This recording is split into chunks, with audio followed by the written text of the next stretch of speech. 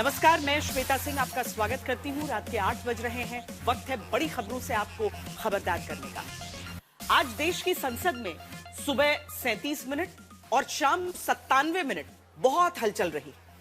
बहुत बड़ी खबरें संसद से निकली हैं, जहां कल तक लोकसभा में प्रधानमंत्री की कुर्सी के आगे बैनर लेकर जाने वाला विपक्ष आज राज्यसभा में वॉकआउट कर गया है।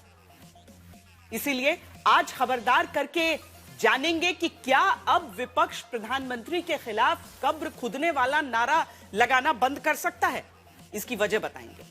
साथ ही दिखाएंगे कि आज संसद में क्यों प्रधानमंत्री ने उत्तर प्रदेश के मुख्यमंत्री योगी आदित्यनाथ को याद किया।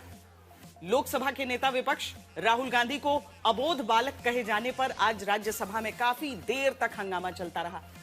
और सरकारी अस्पतालों में जनता से इलाज के नाम पर होने वाले मजाक से भी खबरदार करेंगे। 97 मिनट, जी हां, आज शाम 5 बजे से शाम 6:37 तक संसद में प्रधानमंत्री ने राष्ट्रपति के अभिभाषण पर राज्यसभा के भीतर 97 मिनट जवाब दिया। इन 97 मिनट में नेहरू इंदिरा शासनकाल से लेकर आज राहुल प्रियंका के विपक्षी काल तक पर 100 प्रहार किए। जहां सदन के भीतर प्रधानमंत्री के भाषण शुरू करने पर विपक्ष ने नारेबाजी की तो नरेंद्र मोदी ने तंज कसकर कहा कि मल्लिकार्जुन खड़गे सीनियर हैं, चाहे तो बैठकर नारे लगा ले। इसके 4 मिनट के भीतर विपक्ष वॉकआउट कर गया। संसद से 97 मिनट के वार का एक ट्रेलर पहले देखिए। देश के युवाओं के लिए मजबूत जमीन तैयार कर रहा हूं तो कांग्रेस मोदी की कब्र खोदने के कार्यक्रम के बाद उनके पास एक ही रास्ता बचा है, मोदी तेरी कब्र खुदेगी। देश के ही किसी नागरिक के कब्र खोदने के सपने देखते हैं। ये कौन सा संविधान से उन्होंने सीखा है? ये सिर्फ नारा नहीं है, इनके भीतर पड़ी हुई नफरत का प्रतिबिंब है।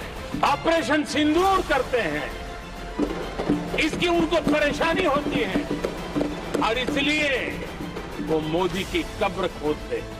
नारे कितने ही लगा लो, कब्र तुम नहीं खोद पाओगे। कांग्रेस के शातिर दिमाग जिनका है ऐसे युवराज ने उनको गद्दार कह दिया। अहंकार कितने पांचवें आसमान पर पहुंच चुका है इनका। ऐसे लोग कांग्रेस को नहीं डुबाएंगे तो क्या करेंगे? प्रधानमंत्री मोदी को कल शाम 5 बजे लोकसभा में भी भाषण देना था, लेकिन विपक्ष के विरोध के चलते स्पीकर ओम बिरला ने भाषण टाल दिया।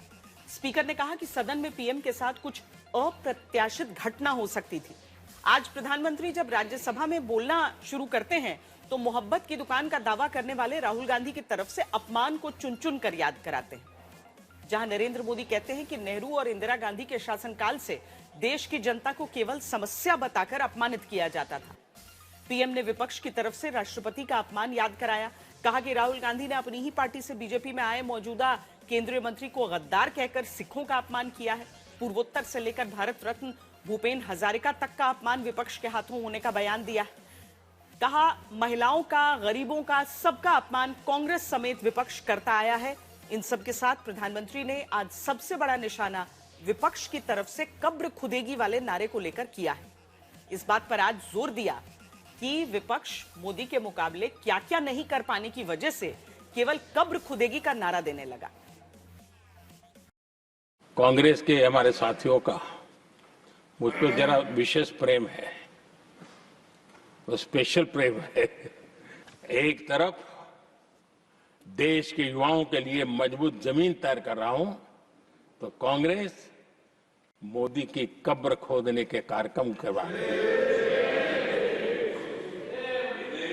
और मोहब्बत की दुकान खोलने वाले मोदी तेरी कब्र खुदेगी के नारे लगा रहे हैं जी। ये कौन सी मोहब्बत की दुकान है जो देश के ही किसी नागरिक के कब्र खोदने के सपने देखती हो? ये कौन सा संविधान से उन्होंने सीखा है जो देश के ही किसी नागरिक के कब्र खोदने की बात करते हो?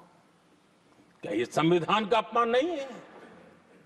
क्या ये मानवता का अपमान नहीं है? क्या ये सार्वजनिक जीवन की मर्यादाओं का अपमान नहीं है?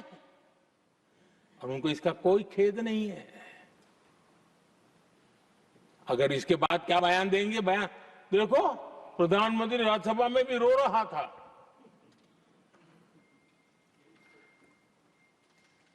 किस प्रकार के संस्कार और वृत्तियों से पले बड़े लोग हैं ये मोदी की कब्र क्यों खोदना चाहते हैं? ये सिर्फ नारा नहीं है,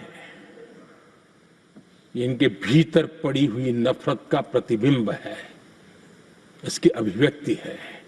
और वे इसलिए हैं, हमने 370 की दीवार गिरा दी, इसलिए मोदी की कब्र खोदना चाहते हैं। नॉर्थ ईस्ट में बम बंदूक और आतंक का जो छाया बना रहता था, नॉर्थ ईस्ट में शांति और विकास का राह अपनाई, इसलिए वो मोदी की कब्र खोदने पर सोच रहे हैं। पाकिस्तानी आतंकियों को घर में घुस करके जवाब देते हैं, इसलिए मोदी की कब्र खोदने की बात कर रहे हैं। ऑपरेशन सिंदूर करते हैं, इसकी उनको परेशानी होती है और इसलिए वो मोदी की कब्र खोदते हैं। माओवादी आतंक से देश को मुक्ति दिलाने के लिए साहसपूर्ण कदम उठा रहे हैं, इसलिए मोदी की कब्र खोदती है आपको। हमें नेहरू जी ने देश के साथ बहुत बड़ा अन्याय किया था, सिंधु जल समझौता करके। उस सिंधु जल समझौते को हमने एबेंस में डाल दिया। क्या इसलिए आप मोदी की कब्र खोदने के नारे लगा रहे हो? कोटि कोटि माताओं बहनों का जिस पर रक्षा कवच हो, नारे कितने ही लगा लो, कब्र तुम नहीं खोद पाओगे। ये देश की शक्ति, आशीर्वाद रूपी कवच, माताओं बहनों का मेरे प्रति जो भाव रहा है, जिस श्रद्धा भाव से मैंने माताओं बहनों की सेवा करने का काम किया है, जिनको कोई पूछता नहीं था, उसको मोदी पूजाता है। यही करना है, और ये आशीर्वाद ही है जो इनको चूभते हैं। अब से कुछ देर पहले राहुल गांधी ने सोशल मीडिया पर पोस्ट करके प्रधानमंत्री के वार का जवाब दिया। उनका पोस्ट हम आपको दिखाते हैं, जिस पर लिखा गया कि बस सवालों से इतनी घबराहट। उन्होंने लिखा कि प्रधानमंत्री ने झूठ की शरण ले ली। इसके बाद राहुल ने लिखा है कि खैर जो उचित समझा वही किया। दरअसल इस लाइन के बहाने राहुल गांधी भी तंज कस रहे हैं उस अप्रकाशित किताब के अपुष्ट तथ्य को लेकर, जिसे बोलने का मौका लोकसभा में स्पीकर ने नियम का हवाला देकर नहीं दिया। इन सब के बीच प्रधानमंत्री ने राहुल गांधी पर 3 वार किए। पहला, उन्हें शातिर कहा। दूसरा, घर का स्टार्टअप फेल बताया। इसके बाद गांधी सरनेम को लेकर निशाना साधा। चोरी करना जिनका पुश्तैनी धंधा है, जिन्होंने एक गुजराती की सरनेम भी चुरा ली,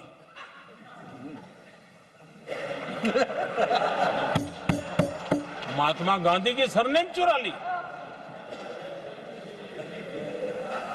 ये लोग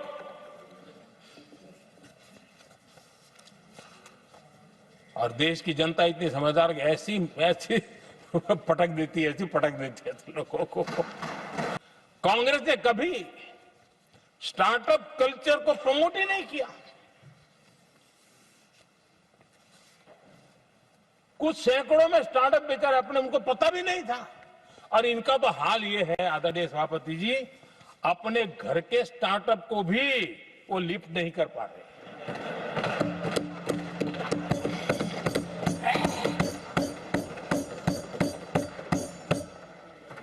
और हमारी सरकार में आज 2 लाख से ज्यादा स्टार्टअप है।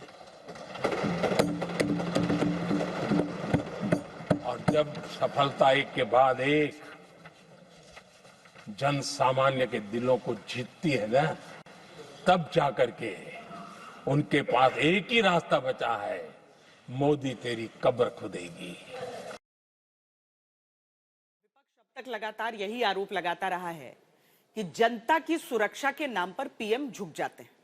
लेकिन आज पहले प्रधानमंत्री जवाहरलाल नेहरू से लेकर देश की पहली महिला प्रधानमंत्री इंदिरा गांधी तक के भाषण के अंश याद दिलाकर पीएम मोदी ने दावा किया कि कांग्रेस राज में जनता को समस्या समझा जाता था, आज समाधान माना जाता है। इंदिरा जी एक बार ईरान गए थे और ईरान में वो भाषण दे रही थी और उस भाषण में उन्होंने नेहरू जी के साथ जो बातचीत हुई थी उसका उल्लेख किया। खुद ने कहा है, उन्होंने कहा, और मैं जो इंदिरा जी ने कहा था उसको कोट कर रहा हूं, जब किसी ने मेरे पिताजी से पूछा, यानी नेहरू जी से पूछा कि उनके सामने कितनी समस्याएं हैं, तो उन्होंने उत्तर दिया था 35 करोड़। 35 करोड़ देशवासी नेहरू जी को समस्या लगते थे। ऐसा कोई मुखिया हो सकता है क्या जी? और इस बात का उदाहरण देते हुए इंदिरा जी ने आगे कहा कि आज देश की जनसंख्या 57 करोड़ है, इसलिए मेरी समस्याओं की संख्या भी उतनी ही बड़ी है। कोई ऐसा हो सकता है जो अपने ही देशवासियों को समस्या माने? ये फर्क है उनकी सोच और हमारी सोच में। आदरणीय सभापति जी, मेरे कई कोटेशन मिलेंगे। मैंने दुनिया के सामने कहा है, देश के सामने कहा है, और कहा है इसलिए नहीं, ये मेरा कन्विक्शन है।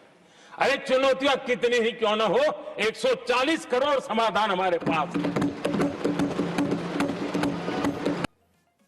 उत्तर प्रदेश के मुख्यमंत्री योगी आदित्यनाथ, जिन्हें कभी यूपी प्लस योगी बहुत उपयोगी खुद पीएम कह चुके हैं, उनका भी जिक्र संसद में आया। योगी का नाम लेकर वो काम याद कराया जिसके बहाने विपक्ष के कामों को लटकाने की नीति पर निशाना साधा। एक बार उत्तर प्रदेश के वर्तमान मुख्यमंत्री जी ने सदन में भाषण करते करते वो रो पड़े थे। दिमागी बुखार के कारण बच्चे, अनगिनत बच्चे मर रहे थे। इनको कभी सूझा नहीं कि इस दिमागी बुखार से मुक्ति दिलाई जा सकती है। आदरणीय सभापति जी, आंख की बीमारी ट्रकोमा, लोग परेशान होते थे, आंखें चली जाती थी, और विज्ञान प्रगति कर चुका था, हो सकता था, वो नहीं कर सकते थे। हमने दिमागी बुखार से भी मुक्ति दिलाई और हमने ट्रकोमा से भी देश के लोगों की आंखें बचाई। प्रधानमंत्री मोदी से पहले राज्यसभा में राहुल गांधी को लेकर पक्ष और विपक्ष में टकराव देखने को मिला। राहुल गांधी को जेपी नड्डा ने अबोध बालक कह दिया, जिसके बाद कांग्रेस भड़क गई।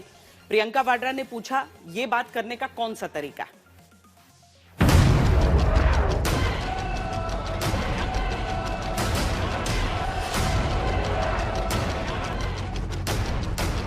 मोदी जी घबराए हुए हैं कि हमारे प्रधानमंत्री को कॉम्प्रोमाइज कर दिया गया, कॉम्प्रोमाइज कर दिया गया। राहुल गांधी का प्रधानमंत्री मोदी पर निजी हमला करना नई बात नहीं कि इस ट्रेड डील में आपकी मेहनत को, आपके खून पसीने को नरेंद्र मोदी जी ने बेच दिया है। नरेंद्र मोदी जी का जो इमेज का गुब्बारा है, जो हजारों करोड़ रुपए लेकर बनाया गया था,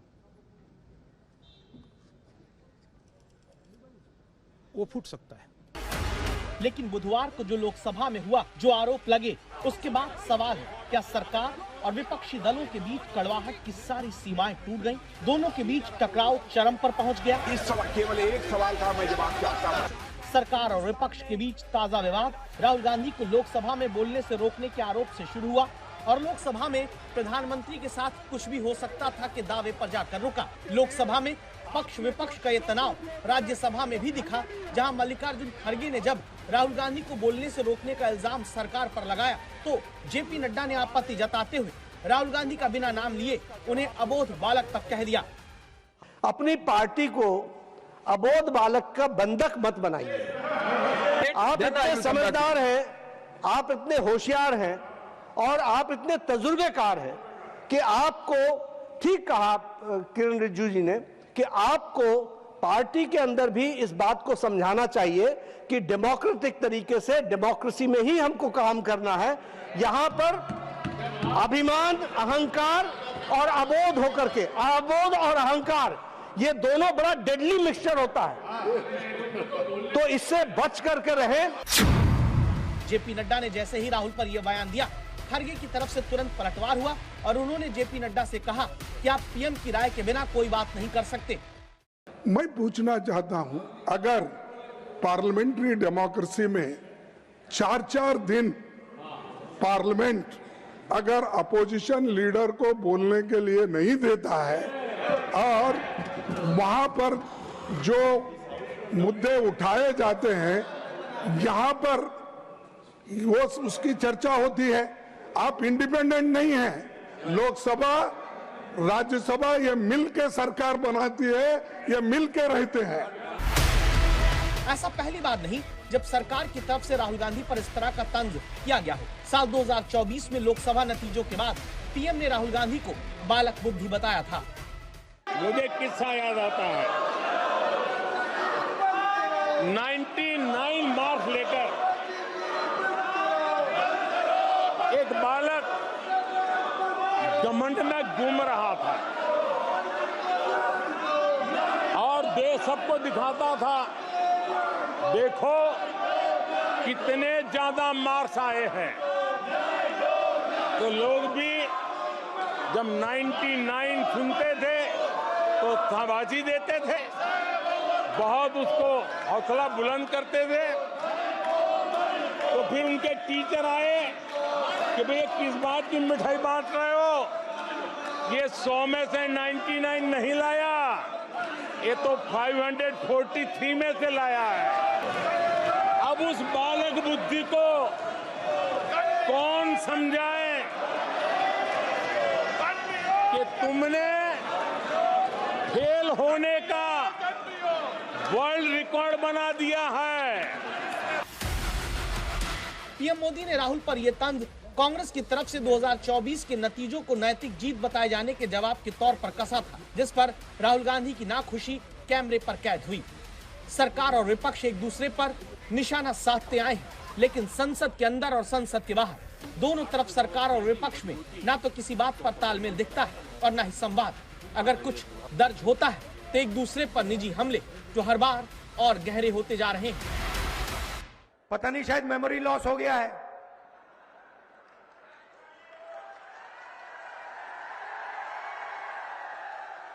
जैसे अमेरिका का पूर्व राष्ट्रपति था, कभी कुछ बोलता था, कभी कुछ बोलता था, भूल जाता था, उसको याद दिलाना पड़ता था पीछे से, भैया आपको ये नहीं बोलना, आपको ये बोलना है। वहां पे यूक्रेन का राष्ट्रपति आया और अमेरिका के राष्ट्रपति ने कहा कि भैया रूस के राष्ट्रपति पुतिन आए हैं। उनके पीछे लोग आए, कहे नहीं नहीं नहीं भैया रूस के नहीं है, यूक्रेन के हैं। उनका मेमोरी लॉस हो गया था। वैसे ही हमारी प्रधानमंत्री का मेमोरी लॉस हो रहा है। महाराष्ट्र के चुनाव में राहुल गांधी ने प्रधानमंत्री मोदी को याददाश्त के मामले में जो बाइडेन बताया, तो बिहार के चुनाव में ऐसा कुछ कहा जिसने राजनीति में कड़वाहट के बनते रिकॉर्ड से सबको खबरदार कर दिया।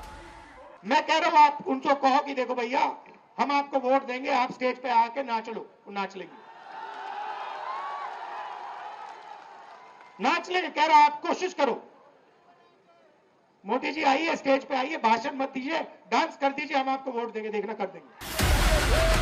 सत्ता पक्ष और विपक्ष के बीच की खींचतान इस व्यक्तिगत स्तर पर एक दूसरे को निशाना बनाने में आ चुकी है, तो इस कड़वाहट से भले एक दूसरे पर छींटाकशी में खुद को बड़ा दिखा लिया जाए, लेकिन सदन की मर्यादा, लोकतांत्रिक परंपरा और देश का हित, तीनों का बहुत नुकसान हो रहा है, ये बात तय है। राजनीति के बाद अब खबरदार जनता के हक की नीति पर। खबर मध्य प्रदेश से है, जहां मुख्यमंत्री मोहन यादव सरकारी अस्पतालों में गर्भवती महिलाओं के लिए गर्भ संस्कार कक्ष खोलने का ऐलान करते हैं, लेकिन उन्हीं के राज में जनता को इलाज का संस्कार सरकारी हेल्थ सिस्टम में लापता है। इसीलिए आज खबरदार करना जरूरी है ताकि सरकार की प्राथमिकता तय हो, संस्कार जरूरी या सांस। हम जब वो सुनते थे अभिमन्यु की कहानी तो वो तो सार्थक कर दिया आपने। आगे चल करके जो हॉस्पिटल की डिजाइन बनेगी उसमें गर्भ संस्कार के भी कक्ष बना करके उसको भी स्थायी रूप से करने का प्रयास करेंगे। मुख्यमंत्री जी द्वापर युग के अभिमन्यु कथा के आधार पर कलयुग में सपना तो गजब का देखते हैं। असल में मोहन यादव सरकार अब सरकारी अस्पतालों में वो गर्भ संस्कार कक्ष बनाने जा रही है जहां गर्भवती महिलाओं को अपनी प्राचीन परंपराओं की तरह गर्भ में पल रहे शिशु को ऐसे संस्कार दिलाने की कोशिश हो जिससे वो राष्ट्र निर्माण गर्भ से ही सीख सके। लेकिन सरकारी अस्पतालों में गर्भ संस्कार कक्ष बनाने की बात करने वाली मोहन यादव सरकार की स्वास्थ्य व्यवस्था का हाल ये कि उप स्वास्थ्य केंद्र पर ताला बंद रहता है। एम्बुलेंस में मरीज की जगह लकड़ी की तस्करी होती मिलती है। एम्बुलेंस से मरीज को ले जाना खतरे से खाली नहीं होता क्योंकि अस्पताल के बाहर एम्बुलेंस के गेट तक नहीं खुल पाते। अस्पताल के वार्ड में डॉक्टर से ज्यादा चूहे दिखते हैं और सरकारी ब्लड बैंक से संक्रमित खून बच्चों को चढ़ा दिया जाता है और अस्पताल के सिक न्यूबॉर्न केयर यूनिट में चूहे पकौड़े के साथ घूमते हैं। इसीलिए जरूरी है मध्य प्रदेश सरकार ध्यान दे। तालियां बटोरना अच्छी बात है, मुख्यमंत्री खूब बटोरें, लेकिन आदिवासी इलाके अलीराजपुर में अगर उप स्वास्थ्य केंद्र पर लटका ताला आम लोगों को मुंह चिढ़ाता है तो जरूरी है कि सरकार खबरदार हो जाए। ये अधिकतर बंद ही रहता है, बहुत कम आते हैं यहाँ पे नर्स और बहुत ना के बराबर आते हैं। लोग आते हैं तो यहाँ पे तो बंद पाया जाता है, उनको वो पता चलता है कि बंद है तो वो पहुँचते हैं उदयगढ़ जाते हैं या फिर बोरी जाते हैं। सतना जिले में जिस एम्बुलेंस के नाम पर वाहवाही सरकारी व्यवस्था लेती है उसका हाल किसी से छिपा नहीं, जहां एक गंभीर मरीज 108 एम्बुलेंस में ही दम तोड़ देता है क्योंकि एम्बुलेंस जिला अस्पताल के गेट तक तो पहुंची लेकिन गेट खुला नहीं। जब तक काफी मशक्कत करके जाम हो चुके एम्बुलेंस को दरवाजे को तोड़ा गया तब तक भीतर 67 साल के राम प्रसाद की मौत हो जाती है। टेक्निकल प्रॉब्लम है, कभी किसी उसमें हो सकती है, बट इसके बावजूद हमने उनको एक नोटिस जारी किया है। वाहनों के मेंटेनेंस को और जो खराब वाहन है उसके संबंध में विस्तृत जानकारी भी मांगी है और उसके जवाब के आधार पर आगे उस पर कार्रवाई होगी। गर्भ संस्कार कक्ष बनाने की बात करके राष्ट्र निर्माण सोचने वाली सरकार खबरदार होकर देखे। नरसिंहपुर जिले में सरकारी एम्बुलेंस मरीज को नहीं ले जाती मिली, तस्करी की लकड़ी ले जाती मिलती है। जननी एक्सप्रेस के तौर पर जिस एम्बुलेंस को गर्भवती महिलाओं को अस्पताल पहुंचाना था, असल में वो सागौन की लकड़ी तस्करी करके भ्रष्टाचार को जन्म देती पाई गई। इस तरीके का कहाँ से परिचालन हो रहा था, वो वाहन कहाँ पर था, किस तरीके के दायित्व में था और वो अपने दायित्व से विरत होकर ये कैसे कर पा रहा था, इन सारी चीज़ों को इन्वेस्टिगेट करते हैं एक बार और निश्चित रूप से आवश्यक कार्रवाई करें। इंदौर के सरकारी अस्पताल में चूहे नवजात का पैर कुतर देते हैं, ये सबने देखा है और सतना के अस्पताल में सबसे संवेदनशील हिस्से SNCU यानी सिक न्यूबॉर्न केयर यूनिट में चूहे की धमाचौकड़ी विभाग और तीमारदार दोनों को खबरदार पहले कर चुकी है, लेकिन खिलवाड़ खत्म हो ही नहीं रहा। गुना की तस्वीर मध्य प्रदेश के मुख्यमंत्री मोहन यादव और स्वास्थ्य मंत्री राजेंद्र शुक्ला देख लें, जहां जिला अस्पताल में गंभीर बीमारी से जूझ रहे पिता को लेकर पहुंचा बेटा स्ट्रेचर न मिलने पर कंधे पर उन्हें लेकर जूझता रहा। मुख्यमंत्री जी, गर्भाधान संस्कार बाद में कराना, पहले अस्पतालों में जो चूहे आदमी को खा रहे हैं ये तो रोक लीजिए। 4-4 किलोमीटर गर्भवती महिलाओं को खाट पर रख के लोग ले जा रहे हैं अस्पताल में। एम्बुलेंस तो कम से कम दे दीजिए गांव में गर्भवती महिलाओं के लिए। गर्भ संस्कार योजना का विरोध नहीं है, सवाल है कि जो बेसिक सी जरूरतें मरीजों को अस्पताल में चाहिए वो क्यों नहीं मिल पाती। संस्कार गर्भ का बच्चा तब सीखेगा जब माँ और पिता उसके सरकारी अस्पताल में ढंग से इलाज करा पाएंगे। झाबुआ से चंद्रभान सिंह, सतना से वेंकटेश द्विवेदी और नरसिंहपुर से अनुज के साथ रवीश पाल सिंह, भोपाल आज तक। और अब वो खबर जहां देश की राजधानी के भीतर ही वर्ल्ड क्लास स्कूल का सियासी मॉडल दिखाकर सत्ता हासिल की जाती है। याद करिए अरविंद केजरीवाल का शिक्षा मॉडल। दावे वर्ल्ड क्लास स्कूल के हुए, लेकिन 35 करोड़ की लागत से जो स्कूल बना वो 5 साल भी नहीं चल पाया, खंडहर हो गया। आरोप भ्रष्टाचार के हैं, जहां बच्चों की जान तक खतरे में डाली गई। क्या दिल्ली में वर्ल्ड क्लास स्कूल वाला केजरीवाल राज का दावा खोखला था? खबरदार करते इस सवाल की वजह है जिस स्कूल को तत्कालीन केजरीवाल सरकार में शिक्षा के सुपर मॉडल के तहत बना हुआ बताया गया वो खंडहर निकला। जनवरी 2020 की बात, दिल्ली के तब शिक्षा मंत्री रहे डिप्टी सीएम मनीष सिसोदिया शाहबाद डेयरी इलाके में सरकारी स्कूल की नई बिल्डिंग का तोहफा जनता को देते हैं। खूब ताली बजाई, खूब ताली बटोरी।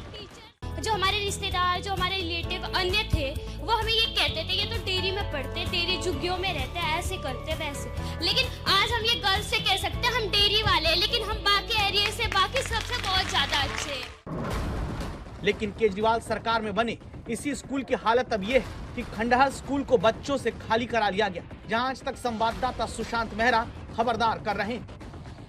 दिल्ली के शाहबाद डेयरी इलाके के अंदर government boys senior secondary school में मेरी मौजूदगी है।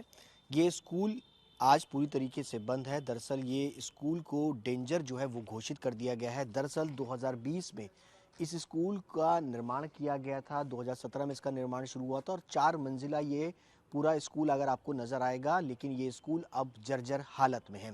महज 4 से 5 सालों के अंदर ये पूरी बिल्डिंग जो है वो डेंजर जो है वो घोषित हो गई।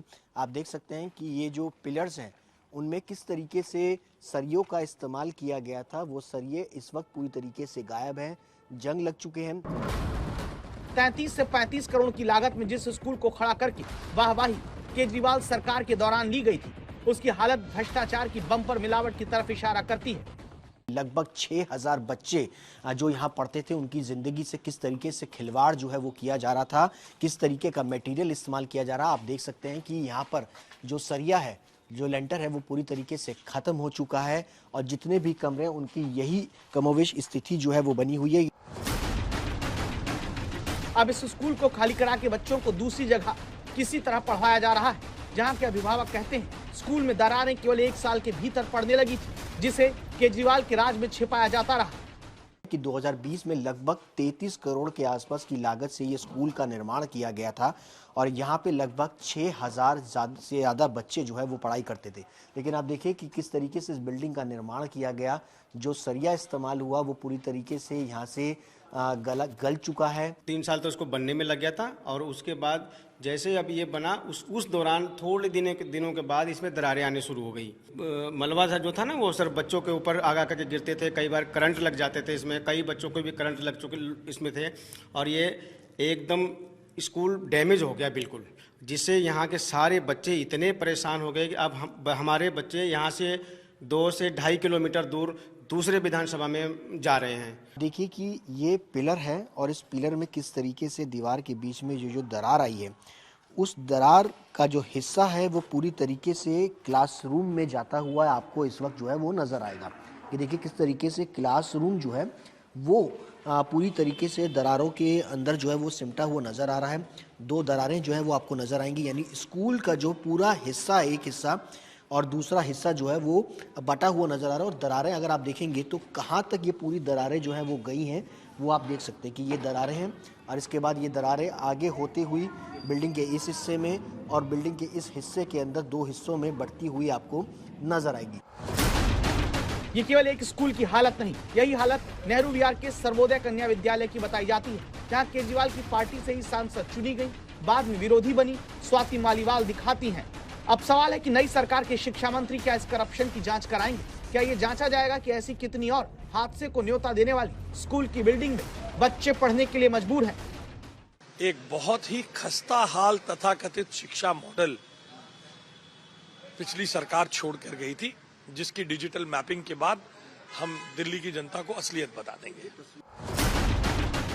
जरूरी है कि इस बात की जांच करके दोषी सजा पाएं, जिन्होंने बच्चों के स्कूल तक में देश की राजधानी के भीतर जमकर करप्शन का खेल खेला है। सुशांत मेहरा, दिल्ली आज तक। अब आपको गुजरात के अहमदाबाद लेकर चलते हैं, जहां 9 साल पहले एक पुल का डिजाइन सोचा गया, लेकिन 9 साल बाद भी जनता का 80 करोड़ रुपए खर्च करके जनता के इस्तेमाल लायक ब्रिज नहीं बन सका, क्योंकि पुल के आगे दीवार खड़ी है।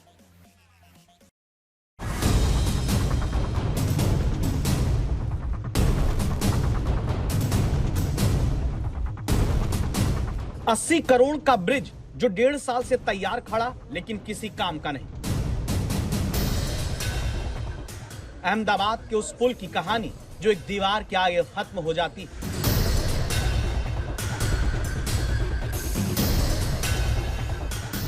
जनता के पैसे से जनता के लिए तैयार पुल, लेकिन काम का नहीं। तो क्या ही कहें।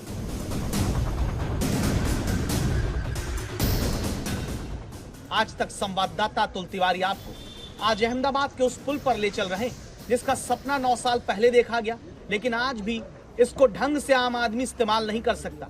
ये पुल अहमदाबाद अर्बन डेवलपमेंट अथॉरिटी और भारतीय रेलवे की तरफ से साल 2017 में अहमदाबाद के बोपल में घूमा और शिलज को जोड़ने के लिए रेलवे लाइन के ऊपर डिजाइन किया जाता है। घूमा से शिलज के बीच में एक रेलवे ट्रैक आता है। इसी रेलवे ट्रैक के ऊपर से एक ब्रिज 80 करोड़ में बनाने का तय किया गया और साल 2019 के बाद से इस ब्रिज को बनाने की शुरुआत हुई, जो कि मेरे बिल्कुल अब पीछे की तरफ की तस्वीरों में आप देख पा रहे हैं। इस ब्रिज को बनाने की शुरुआत 2019 में हुई और फिलहाल एक बैरिकेटिंग लगाया गया है 5 मीटर का, यानी कि करीब करीब 16 फीट का एक बैरिकेटिंग यहाँ पे लगाया गया है। यानी 16 फीट से ऊपर का अगर कोई भी वाहन है तो ये आगे की तरफ पास नहीं हो सकता।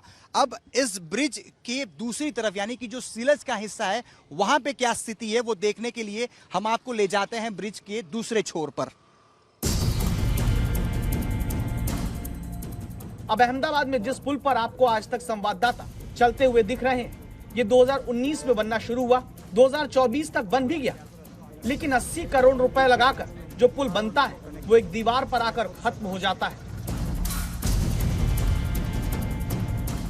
ये ब्रिज जिस छोर पर आकर खत्म होता है वहां की तस्वीर दिखा रहा हूं, आगे खुद ही आप देख लीजिए। आप तस्वीरों से ही समझ पाएंगे ब्रिज को खत्म होके जहां आगे की तरफ सड़क पर इस ब्रिज को खत्म होना था, लेकिन सामने की तरफ एक दीवार है और इस दीवार की वजह से इस ब्रिज का जो उद्देश्य था कि घूमा से शुरू करना और शिलज को जाके जोड़ देना, लेकिन सामने दीवार और खास करके दीवार के पीछे एग्रीकल्चर लैंड होने की वजह से इस ब्रिज को बनाने का उद्देश्य 2017 में इस ब्रिज की डिजाइन की जाने के बाद 2019 में इस ब्रिज को बनाए जाने की शुरुआत करने के बाद पिछले 1.5 साल से ये ब्रिज बनकर तैयार हो जाने के बावजूद इस ब्रिज को बनाने का उद्देश्य अब तक पूरा नहीं हो पाया है। हालत यह कि 1.5 साल से तैयार ब्रिज एक दीवार पर आकर रुक गया क्योंकि इसके पीछे कृषि भूमि है जिस पर निर्माण की इजाजत ही नहीं मिली। तो फिर चंद लोग किसी तरह यहाँ पर घूम फिर कर चल लेते हैं, बाकी प्रशासन ने इस पुल को चलने लायक हालात में बनाया ही नहीं।